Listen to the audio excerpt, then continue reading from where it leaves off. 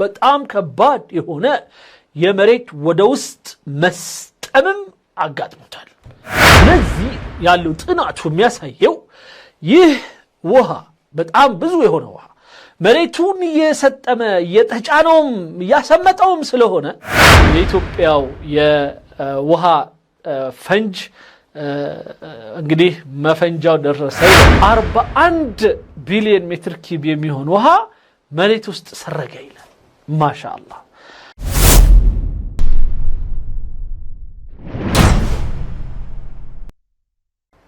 ولكن خلونا نبدأ مع الدكتور عطوان مباشرة في ملف غاية في الأهمية ألا وهو ملف سد النهضة ملف المية عندك صحيح. إيه في الملف ده النهاردة؟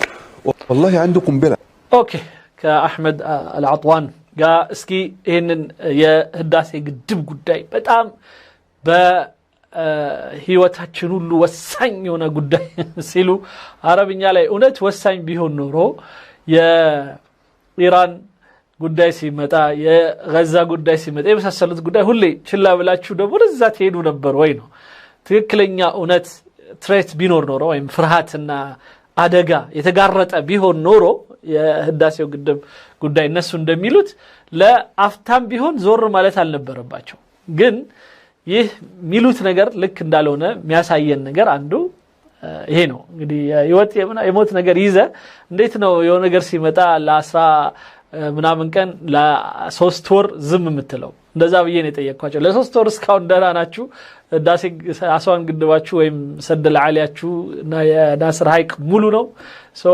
ዋት ولكن قنبلة مائية للأسف الشديد ما كنا نحذر منه بالأمس قلنا لسد النهضة ይሄ እንግዲህ ከትላንት ጀምረን ስናስፈራራ ወይም ከቀድመን ስናስፈራራ ወይም ስንሰጋና ስናስጠነቅቅ የነበረው የኢትዮጵያው የውሃ ፈንጅ እንግዲህ መፈንጃው ደረሰ ይለናል መፈንጃው ደረሰ سيصيب مصر والسودان إما بالعطش أو الغرق እና ይህ ፈንጅ ግን ሁለት አይነት ነው በጣም የሚያስቀው ማለት ነው ወይ በአطሽ በጥማት በውሃ ጥማት ሊገላቸው ይደርሳል ወይም ደግሞ በውሃ ጎርፍ ማጥለቅለቅ እና ከሁለቱ አያመልጥም ማለት ነው ይህ ግድብ ኦኬ اليوم دراسة أمريكية تؤكد بالفعل أن احنا أصبحنا أمام خطر عظيم إيه الحكاية حضرتك አሁንም እዚህ ጋር የተለመደው ውሸታቸው ከአሜሪካ የሆነ ጥናት ተገኝቷል ይላሉ የአሜሪካው ብቻ ጥናት ሳይሆን ደግሞ አሜሪካው ጥናቱ አብሮ ሌላም አሉ አብሮ አንድ ላይ ያጠኑት እና ስማቸው አይጠቀስም የትኛው ድርጅት እንዳጠናው የትኛው ዩኒቨርሲቲ እንዳጠናው አይነገርም الحكاية إن بدأت مع فريق علمي كبير በጣም ትልቅ የሆነ የእውቀት ባለቤቶች ወይም የአካዳሚ ሰዎች يضم ممثلين من مصر ومن الصين والهند وأمريكا ከግብጽ ከአሜሪካ ከህንድ ከቻይና ማሻአላህ እነዚህ ሁሉ ኢትዮጵያ አልሄዱም ስለዚህ ኢትዮጵያን ሳያውቁት ነው እዛው ነው ስለ ኢትዮጵያ ህዳሴ ግድብ ይናገሩት فريق أكاديمي كبير فريق أكاديمي كبير هذا هراء طبعا لا نعرف من هم እነዚህ ማን እንደሆኑ አይታወቅም ስማቸው አይጠቀስም ደገና ኢቭን የት ድርጅት እንደሆነ አይታወቅም የት ትምህርት ቤት ራሱ ተሰብስበው እንደሚያወጡት ህጉን አይናገሩንም كان بيتكلم وبيدرس في دراسة بحثية أكاديمية እና አንድ የጥናት ምርምርን አስመልክቶ የሚናገሩት ነው የጥናት ምርምር የሚያጠነጥነው በህዳሴ ግድብ ላይ ነው عن سد النهضة سد النهضة حضراتكم انتوا عارفين هو عبارة عن اللي قدام السد مباشرة ده ليس سد النهضة اللي ና በህዳሴ ግድብ ጉዳይ ላይ ስታዩ ይሄ ፊት ለፊት ብቻ መታዩት ግድብ አይደለም بياخد ده ما ياخدش 10% ይሄኛው ከግድቡ ውሃ ላይ 10% ብቻ የሚይዝ ነው እውነቱን ነው ፊት ለፊት ያለው مما هو مخزون السد انما اللي جنبيه السد الكبير قوي هم طبعا سدين سد النهضة اللي قدام السد مباشرة انما المخزن الحقيقي ና ዋናው የውሃ መያዣው የሚባለው ና ከዚህ ጋር ኮኔክሽን አለው በሌላ በኩል ግን ዋና ውሃ መያዣው ተብሎ የተሰራው ምክንያቱም ከዚህኛው ወደ 6 ኪሎ ሜትር ራቅ ብሎ ነው የተሰራው ያኛው اللي بيحتوي على 89% من المياه 89% የሚሆነውን የሚይዘው ወይም 90% ሆኖን የሚይዘው اللي هو ايه سد السرج ሰድ ሰርጅ የሚባለው ወይም ሳድል ዳም ወይም የኮርቻ ግድብ ብለው የሚጠሩት ማለት ነው። ኮርቻ ለማለት ለምን እንዳሉት አይገባኝም እኔ እንደዚች ለማለት ይመስል እንደዚህ አይነቱ ምን እንበለው ለክ የማሲንቆ እንትን ማለት ነው። በአማርኛ ምንድነው ስሙ የሚያቃለ የሚነግረኝ እንደዚህ በሁለት ተራሮች መካከል እንደዚህ ነው ያሰሩት ይመጣል ውሃው የትም አይደለም اللي هو السد السرج ده طبعا حضراتكم يمكن كتير من علمائنا واساتذتنا دكتور محمد حافظ خبير السدود اتكلم فيه في هذا الوقت وهذا والمنطقه الخطره لان هو عمل እንግዲህ አሁን ላይ የተለያዩ የኛ ምሁሮች ዶክተር መሐመድ ሐፊዝን ጨምሮ ምናምን በዚህ የግድቡ ላይ አደጋዎች እንዳሉ በደንብ የነገሩን ነው የዘረዘሩልን ነው ይለናል። ግን ይሄ ሙሸት ነው በጣም የሚገርመው ይሄንን ነው መልስ ሰጥበት የነበረው ቅድም መሐመድ ሐፊዝ ያለው ሌላ ዶክተር ናዲር ኑረዲን የሚለው ሌላ አባስ ሸራቂ የሚሉት ሌላ ቢያንስ ተስማሙና አንድ ላይ ሆናችሁ ዋሹ ይያልኳቸው ነው። ምክንያቱም ያኛው የሚለውን አመጣውላቸው ናዲር ኑረዲን ያው አፈር ለመቆጠብ ወይም አፈሩን ለትላንት የተረጎምኩት አፈሩን መጥቶ ድልድል እንዳይሰራውና ተርባይኖቹን እንዳይጎዳ ወይም ደግሞ ውሃውን ሙሉ በሙሉ እንዳይቀንሰው የሚደረግ የሆነ ግድቦች ነው ይላል። 200 ቢሊዮን ሜትር ኪዩብ ነው። ከዛ ላይ ምናልባት በትነት ራሱ 3 እና 5 ድረስ ቢሊዮን ሜትር ኪዩብ ቢቀንስ ነው ምናምን እንደዚህ አድርጎ አግራርተው ነው የሚናገረው። በተቃራኒው እነዚህ ደግሞ ሌሎች ነገር ይሉናል እንሰማለን።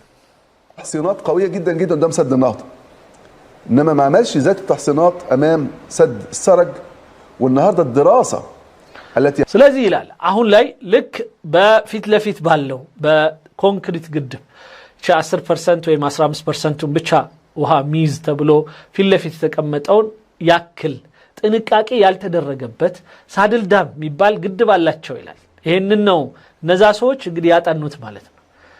عاكف عليها علماء من اكثر من 5 دول عاكف عليها فين ያልኩት ነበር የት ነው በዚህ ጉዳይ ላይ ቁጭ ብለው ካለ ቁጭ ብለው የመጀመሪያው ነገር ህዳሴ ግድቡ ጋር ሄደው ነው ጥናት የሚደረገው። እንደዚህ አይነት ነገር በተለይ እዛው ያፈሩን አይነት ወስደ እንደገና ግድቡን አይተ ኢቭን መግባት ካለብህ የመፈተሻ ቦታ አለ። እንደዚህ አይነቱ የጋለሪ የሚባለው የሳድል ዳሙ 5 ኪሎ ሜትር ነው ምናልባትም 4.2 ነው ምናምን የሚደርሰውን ኪሎ ሜትር በውስጥ ለውስጥ ውስጡን እንዲያየው ነው የምትሄደው። በዚህም ሳይድ በተለይ ደግሞ በዋናው ሳይድ ምንም አይነት እንከን እንደሌለ መሳሪያዎች ተገጥሞበት እነዛ መሳሪያዎች በየጊዜው ምልክት እየሰጡ ወደ 2500 የሚደርሱ መሳሪያዎች ተገጥመውበት ፈጽሞ ምንም ችግር እንደሌለበት የሚያሳየው አለ። ለመፈተሻ ቦታ ተደርጎለት እዛ ገብተው ፈትሸው አይተው ቢሆን ኖሮ የሚናገሩት እንሰማቸዋል። ግን አሜሪካ ቁጭ ብሎ ወይም ቻይና ቁጭ ብሎ እሱ እንደሚለው ያው ውሸት ቢሆንም عالميه من امريكا ومصر والصين والهند فجرت ما شاء الله هند مالچበት نحن راينا عمال هند عمالوች እዛ ነበሩ አብረው የህንዶቹ እየሰሩ ነበር እነሱ ሳይናገሩ የቻይና ሰራተኞች እዛ ነበሩ እነሱ ምንም ሳይሉ ግን የነዚህ ብቻ ያሰባሰቧቸው ከየት እንደመጡ የማይታወቅ ማን እንደሆኑ የማይታወቅ ይነገረናል። ብቻ ዝም ብሎ አንድ ሚዲያ ላይ ቀርበህ እንደዚህ የሆኑ ሰዎች አጥንተው እንዲያሉ ምናምን ብለ አሉባልታ ማውራት ማለት ሌላ ነገር የለም። ان هذا سد السرج اللي مخزون فيه حوالي 89% من مياه سد النهضه ይሄ ሰድ ስርጅ የሚባለው ወይም ሳድል ዳም የኮርቻው ግድብ ወደ 89 አካባቢ % ውሃ የሚይዘው للاسف الشديد لانه هو في طريقه انشائه كانت ليست طريقه علميه باوقت يتسرى باله مهون ما شاء الله في الخرسانات والانشاءات يعني تنسراو يمدنا اسمه يا ኩራሳንት ማለት የኮንክሪት ስራው ነው። ኮንክሪት ወደ 30 ሴንቲሜትር እንዳልኳችሁ ተለብጧል። ያውም ሰደል አሊ እንኳን እንደዛ አልተሰራም። አንድ ሁለተኛ የኮረት ስራ ነው። የኮረት ጥቅጥቁ በስንት ቢሊዮን ስንትና ስንት ሚሊዮን ቶን ድንጋይ የታጨቀ ማለት ነው። ኦልሞስት 5 ኪሎ ሜትር ስፋት ያለው በ50 ጎኑ 50 ርዝመቱ 5 ኪሎ ሜትር የሆነ ተራራ በሉት በቃ ተጠቅጥቆ የተሰራ ይሄንን ነው የሚተቸውስ። فالآن وضح هناك نقطة ضعف قوية جدا جدا تنذر بانفجار هذا السد. ና ይህ ግድብ በዚህ የተለያዩ የሥራ ሂደት ውስጥ ስተት ስላለበት በጣም በቅርቡ ሊፈነዳ ነው። قال لك النهارده ان السد ده በቅርቡ ሊፈነዳ ነው ይያሉን ያው እስካሁን ደረስን 13 ዓመታችን 14 ዓመታችን እንደገና አሁንም ያወራሉ ማለት ነው። ስለዚህ በአረብኛው ስላቸው እናንተ አውሩ እኛ ሌላ 3 ግድብ ለመስራት እቅድ ላይ ነን። ለሱ ደግሞ ምስክርነት ራሱ ናዲር ኑረዲንን አምጥቼ ሲናገር የሰማነው ነበር። ስለዚህ ያው እነዚህኛው ሌላ ያወራሉ እነዛኛዎቹ ሌላ ያወራሉ። حضراتكم تقريبا حصل تسرب مائي بكام بقى حضرتك كام مليار متر مكعب. سد النهضة كله الساعة بتاعته سواء في السد وسد السرج الاثنين كانت بتقدر ب 72 مليار متر مكعب. يا هداسي قدب كسادل داموم كوانهم قدب عند لا يميزوت ك 72 بليون متر كيوب بلاينو almost 74 بليون متر كيوب نو ميزواله. تخيلوا حضراتكم ان كمية التسريب في سد السرج 41 مليار متر مكعب. ما شاء الله 41 بليون متر كيوب يميهون وها مريت ውስጥ ሰረገ ይላል። ማሻአላህ የኔ ጥያቄ በአረብኛው ላይ ቀደም እየተረጎምኩ የመሰላችሁ ወንድሞች ምንድነው 41 ከሰመጠ ስለዚህ ከ74 ላይ 41 ሲሰምጥ ሊቀር የሚገባው 30 ምናምን ቢሊዮን ሜትር ኪዩብ ነው ማለት ነው። ግን አባስ ሸራቂን አመጣሁላቸውና ከዛ በኋላ በህዳሴው ግድብ ውስጥ በአሁኑ ሰዓት 49 ቢሊዮን ወይም እስከ 50 ቢሊዮን ሜትር ኪዩብ የሚደርስ ውሃ አለ ይላል። ከየት መጣ? አንድ ሁለት እስካሁን ድረስ የሰደል አሊ ቀደም ደግሞ ናዲር ኑረዲን አመጣሁና ናዲር ኑረዲን ደግሞ በአሁኑ ሰዓት ምንድነው ሶሪ የትላንቱ ሰው የተናገረው የናስር ሐይቅ 179 ሜትር ድረስ ውሃው ግጥም እንዳለ ነው። 100 ስንት ነው ወደ 150 ምናምን አካባቢ ቢሊዮን ሜትር ኪዩብ ውሃ አለው። 68 ግን 15 10 ምናምን ቢሊዮን ሜትር ኪዩብ ብቻ ነው የጎደለው ማለት ነው። ይሄ ማለት ውሃው ሙሉ ነው እየሄደለት ነበር ማለት ነው አመቱን ሙሉ። ስለዚህ አመቱን ሙሉ 55 ቢሊዮን ሜትር ኪዩብ ኦልሞስት ሄዷል ማለት ነው። ስለዚህ ከየት መጣ? ስለዚህ 55 ከሄደ ተከፋፍለውት እንደገና 18 ቢሊዮን ሜትር ኪዩብ ወደ ሱዳን ከሄደ ምክንያቱም ባይሄድ ኖሮ ኤሌክትሪክ አታመነጭም ምናትንም ስለዚህ እስካሁን ተከሰን ነበር። ስለዚህ ይሄ ሁሉ ውሃ ካለ የህዳሴው ግድብ 41 ቢሊዮን ሜትር ኪዩብ ከየት አምጥቶ ነው የሚያሰምጠው? በቃ ሎጂክ የሆነ ነገር ነው የጠየኳቸው የነበረው። 41 ቢሊዮን ሜትር ኪዩብ ካሰጠመ ውሃ መቅረት ያለበት ከ74 ላይ 41 ስትቀደስ መሆን አለበት አሁን የሚቀረው እንትን ላይ ምክንያቱም አዲስ የሚገባው ውሃ ዝናብ ስለሌለ በጣም ትንሽ ስለሆነ ማለት ነው። በዛ ላይ ቀደም እንዳልኩት አስዋን ግድብ ማለት የሰደል አሊ ትልቁ ግድባቸው ሙሉ ነው እስካሁን ድረስ يعني اكتر من نص المخزون اتسربوا ከግማሽ በላይ ያለው ውሃ ሰጥሟል። ከሰጠመ አሁን ያለው 50 ምናምን ቢሊዮን ሜትር ኪዩብ ውሃ ከየት መጣ? ስለዚህ እንደነዚህ አይነቱ ጣሽ የሆኑ ሰዎች መተው እንደፈለጉ ሲደነፉ አንዳንዴ ያበሳጩናል እና መተን በቀላል አረብኛ አንተ እንደምትለው 41 ቢሊዮን ሜትር ኪዩብ ከሰጠመ ከዛ ውስጥ 30 ምናምን ነው የቀረው ካለ አባስ ሸራቂ መጥቶ ለምን ይፈራል? ለምን ሊያጥለቀልቀን ነው ይላል። ግድቡ 74 ቢሊዮን ሜትር ኪዩብ የሚችል ከሆነ ክረምቱ ሲመጣ አሁን የጎደለው 30 ምናምን 41 ቢሊዮን ሜትር ኪዩብ ይዛል ማለት ነው። እንትና ራሱ ማን ነው ናዲር ኑረዲንን ያመጣሁበት ቅድም ለምንድነው ራሱ ሲናገር ይላል በሙሉ ጥቁር አባይ ለኛ ይዞልን የሚመጣው 47 ቢሊዮን ሜትር ኪዩብ ብቻ ነው አለ። 47 ቢሊዮን ሜትር ኪዩብ ብቻ ማለት 55 እንኳን የሚሞላልን ከተከዜ ከምናምን የመጣው ውሃ ነው። እንደዚህ ካላችሁ ስለዚህ 47 ከሆነ የሚመጣው 41ዱን ከጠጣው መሬት በአንድ አመት ውስጥ ሊቀር የሚገባው 6 ብቻ ቢሊዮን ሜትር ኪዩብ ነው ማለት ነው። ስለዚህ ባዶ ነው ማግኘት ያለብን መሬቱን። እንዲህ አይነት እንግዲህ ተራ ሎጂክ ጥያቄ ነበረ ስንጠይቃቸው የነበረው። التسريبات ديت أدت إلى إيه؟ أدت إلى المصيبة والكارثة. إن الآن أصبح هناك إيهس مسمت يوهو مسمت ከባድ የሆነ ችግር ሊያመጣ ይችላል።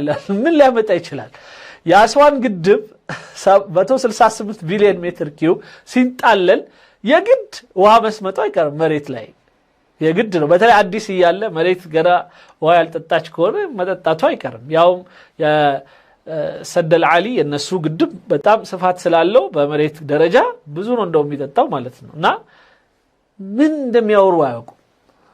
فجوة أرضية كبيرة، هبوط أرضي كبير، በጣም ከባድ የሆነ የመሬት ወደ ውስጥ መስጠምም አጋጥሞታል።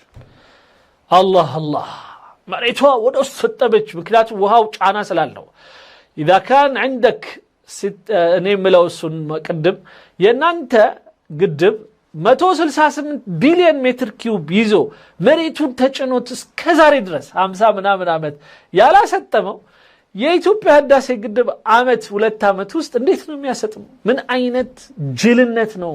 ምን አይነት ቂልነት ነው? ما هذا الهراء الغباء يعني 168 مليار متر مكعب ما شاء الله لا يعني ينتج أو لا ينتج منه الهبوط في الأرض ولا تسريب، ولكن 74 مليار متر مكعب الSUB فقط يحصل فيه هبوط.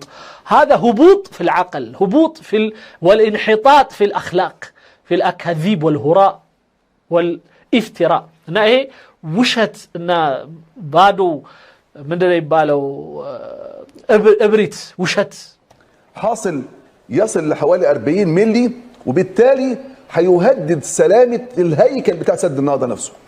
ስለዚህ ያለው ጥናቱ የሚያሳየው ይህ ውሃ በጣም ብዙ የሆነ ውሃ መሬቱን እየሰጠመ እየተጫነውም እያሰመጠውም ስለሆነ መሬቱ ላይ መሰንጠቅ አደጋ ሊፈጠርና ግድቡ ክራክ ፈጥሮ ያ ክራክ ምናልባትም መሬቱን አፍርሶት ግድቡን አፍርሶት የውሃ መጥለቅለቅ ሊያመጣብን ይችላል። انتوا عارفين حضراتكم ان 41 مليار متر مكعب يعني ايه؟ ትረዳላችሁ 41 ቢሊዮን ሜትር ኪዩብ ውሃ ምን እንደሆነ? ده قنبله نوويه። ይሄ ማለት የኒውክሌር ቦምብ ማለት ነው። ማሻአላህ ኢትዮጵያ الان عندها نيوكلير بومب. ኢትዮጵያ አላት ማለት ነው ኒውክሌር። اذا عندها اثيوبيا يعني